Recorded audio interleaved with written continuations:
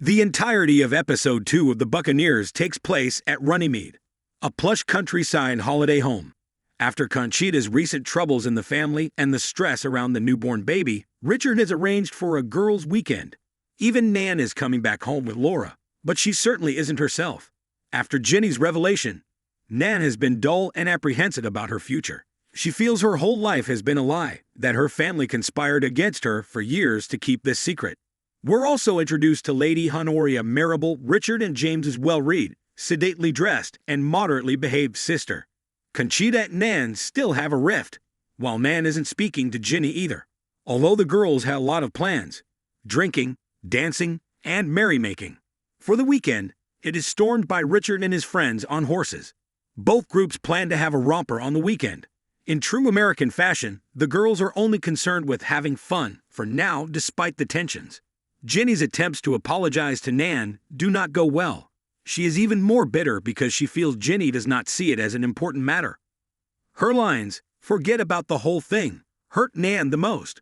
Conchita and Nan do make up temporarily, even as the former expresses her apprehensions at not being accepted by Richard's family. She also does not accept Nan's genuine reasons for having been sent to Cornwall and missing the birth of Conchita's newborn. All girls and boys assemble in the living room as the atmosphere turns into a party mood. Against Ginny's expectations, Seadown deliberately expresses an interest in Lizzie. He even slow dances with her in the middle of the room. Nan is surprised to find Guy outside the house. Conchita reveals he is their next-door neighbor and practically begged to be invited. While Nan spends time with Guy outside in the garden, the others play a game of sardines inside. It is basically hide and seek, where they all must seek Mabel, who hides in the closet of a room. Parallelly, we see Theo being courted by Jan and her mother, Lady Hopley, but he doesn't express the least bit of interest in her. Nan and Guy bond over their shared personal struggles of leading life without a mother, although she hasn't told him about her situation yet. Ginny is both icy and nasty toward Lizzie between the game. She is jealous that Lizzie is deliberately flirting with Seadown, despite knowing how much she likes him. Honoria is the first one to find Mabel, but she doesn't declare herself the winner and instead hides with her in the closet. It is quite strongly implied that they're attracted to each other, but given the times and a skewed moral compass, they can't act on it. Honoria also reveals how the girls are unaware of Seadown's real personality. Although he puts on a sophisticated front, he is actually a monster, in Honoria's words.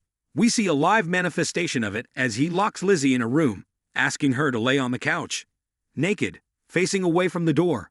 Poor Lizzie has to spend the entire evening like this, until one of the servants walks in to inform her that Seadown has retired to bed. Nan, who is now properly drunk, confides in Guy about her situation, prompting him to leave abruptly. She feels hard done by, as she thought Guy could be trusted and would empathize with her situation. Conchita and Richard make love on a boat and revel in their newfound vigor for each other. Being together in America was like being drunk, but ever since they came to England, things have been patchy. Come breakfast, the proverbial plot thickens further. After his egregious shenanigans with Lizzie the other day, Seadown shamelessly asks Ginny for marriage. She is over the moon about it and accepts it without hesitation. This is after Lizzie tries to tell Ginny about his reality, but can't do it emphatically. Nan and Ginny also make up with each other as the night comes to a close. Conchita overhears Richard talking to Laura about how she might never fit in with his family, but she didn't hear all of it as Richard restated how his love for her could not let that come in the way of them being together. The climax is yet another exciting propellant for the story. Guy, who spent the night thinking about Nan and her situation, realizes that he likes her. He rides a horse back into Runnymede, but he is too late as the Duke, Theo, has sought Nan and proposed to her in the garden. Everyone else watches with bated breath as Nan says yes. But the catch is that she doesn't know he is a duke. The episode review. What's with all the miscommunications, girls? Their lack of enterprise and clarity in the episode was quite unbearable. When you're best friends with someone, that is not how you warn them against making the biggest mistake of their lives. Episode 2's single location setting is not as intoxicating as the characters themselves. While it added layers of tension, they did not sustain. Seadown's puzzling character assassination is short-lived, removing its significance moments after it first appears. However, it does add some spice to the mix going forward. I found Theo's proposal too dreamy and unrealistic, and perhaps it has come too early in the season, so the timing is definitely off. It is perhaps something we all wanted to happen at the end of the episode. The fans can't complain though, especially in the way Guy has been cleverly written into the promising love triangle. Let's hope Nun's strong character isn't lost in the breeze of her newfound romances, something the show promised from the get-go.